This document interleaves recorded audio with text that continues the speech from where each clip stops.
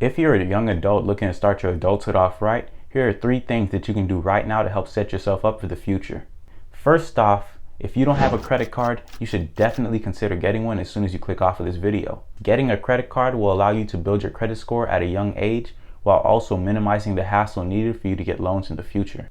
When you make a purchase on a credit card, it's almost as if you're building a reputation, since you'll be using borrowed money that you have to pay back with interest on time every single month.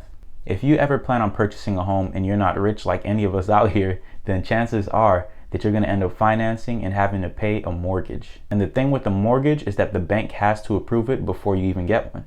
And the way that they do this is they'll look at your credit history and your past payment history to determine how reliable of a source you will be to hold on to their money. Now, chances are if you don't start building your credit at a young age, the bank is going to try to mess you up and throw a whole 14% interest rate at you when you're trying to purchase a house, which is absolutely crazy. But with the good credit score, you could get as low as a 4% interest rate. And trust me, you don't want a high interest rate because it'll have you crying yourself to sleep, stressing out about how you're going to pay that mortgage. You have to remember that the bank is using money to lend you. So at the same time, when you're over here building your credit, that's what's going to help them determine if you're going to be a risk to them because they need the money back. And at the same time, if your credit is terrible, you probably won't even get a loan, which means you can't finance a house. And that actually sucks because it's going to put you in a situation where you're going to be going to loan sharks and getting these super high interest rates on a loan just to be able to afford a house. Now, one important thing to keep in mind when getting a credit card is that you don't want to go over your credit limit of 30%. And the main reason is just because it's going to affect your credit score negatively. Another perk to using a credit card is having the flexibility to travel for free or get free massages, free food, whatever the case is. Credit cards offer points that allow you to do a bunch of stuff for free. So if you make sure to use these perks properly and make your payments on time, chances are you could be using your credit card to take your family on a vacation or to just go have fun for one day. And at the same time, you'll be building your credit score, which is going to have the longer lasting impact than just going on a vacation. But both of these are a plus that you're going to get. Now, if you don't have a credit card yet, one thing that I do suggest is getting a Discover It secured credit card, since this credit card was made for beginners and it helps you build your credit at a young age without having to pay any interest. Pretty much what you're going to do, you'll make a purchase like you do on a normal basis, whether it be Starbucks or just going to grab some clothes or whatever it is. And then you'll just make the payment on the credit card and pay it back the same moment that you make the purchase. Even if you have the money to buy that stuff on the spot, just buy it with your credit card because it's going to build your credit score and pay it off at the same moment.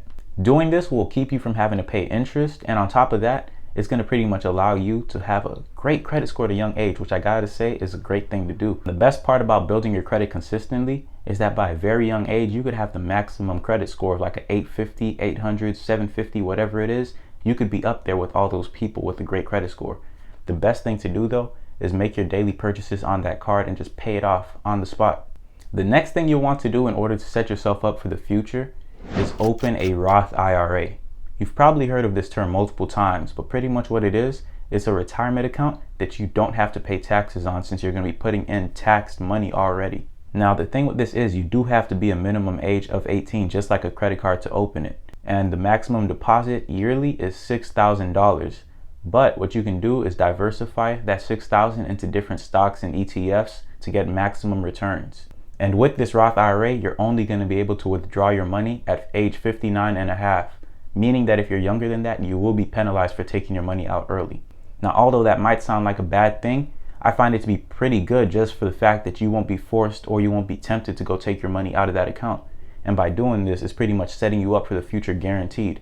So just like we said before, if you did plan on purchasing a house, that Roth IRA money could be what you use to pay off your house completely. Now, although it might not seem like an important thing to do right now since we're all young, it's definitely a smart move just because you're going to secure yourself. And if you were to have any tough situations in the future, you'd have this money to fall back on. And the best part about this money is every single year is gaining compound interest, which is where the money you put in before starts off the next year at a higher amount based on the percentage that it was gaining. Personally, just for the sake of minimizing risk, I suggest putting your money into a broad market index fund to start off, just for the sake of making sure you're not stressing out once you see yourself down a few percents.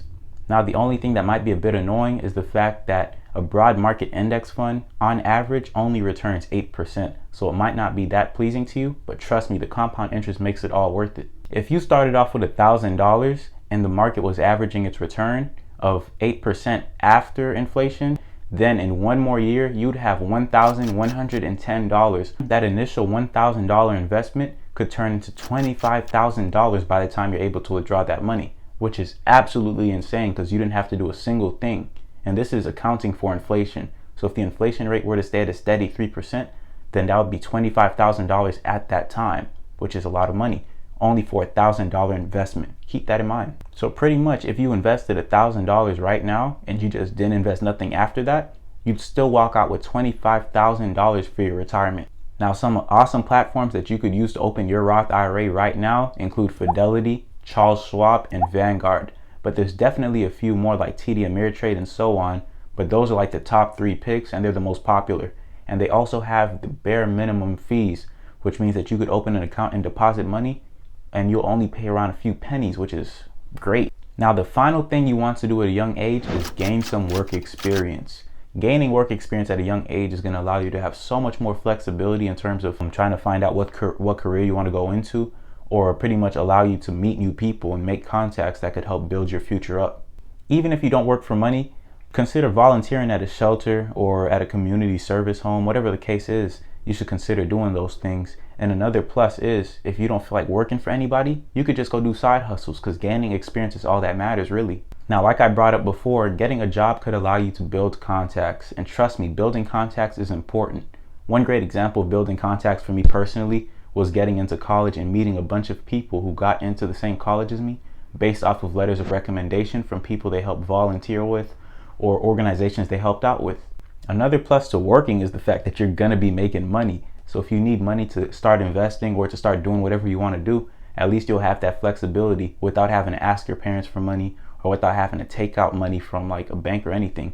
And you'll be able to pay back those credit cards that I spoke about. Don't think I forgot about that. So in reality, it's literally a win-win situation. You get a job, you're making money, and on top of that, you're allowing yourself to meet new people who could later on really have a large impact on your life. Now, one mistake that I see a lot of young people making is just jumping headfirst into a career without gaining the experience. So gaining that experience at a young age is definitely a good thing, because it'll help you sort out what you would and would not want to do with your life. A lot of people end up going to college and getting a major that they hate, and it kind of messes them up because they never understood what that major was really about. That's why volunteering with your free time is definitely a plus, because you'll get to experience all those things and you'll open your mind to the different possibilities of getting a career. Now, like I said before, doing side hustles is also a plus. So if you enjoy doing something like playing basketball, monetize that hobby. There's going to be kids out there who need someone to train them, and their parents are willing to pay for that. Monetizing a hobby is probably the best thing you can do, just because you're doing something you already love and you're getting paid for it. Personally, I was on Instagram quite a bit every single day. So what I did was started a theme page that I was later able to sell after 2 months for $1,500.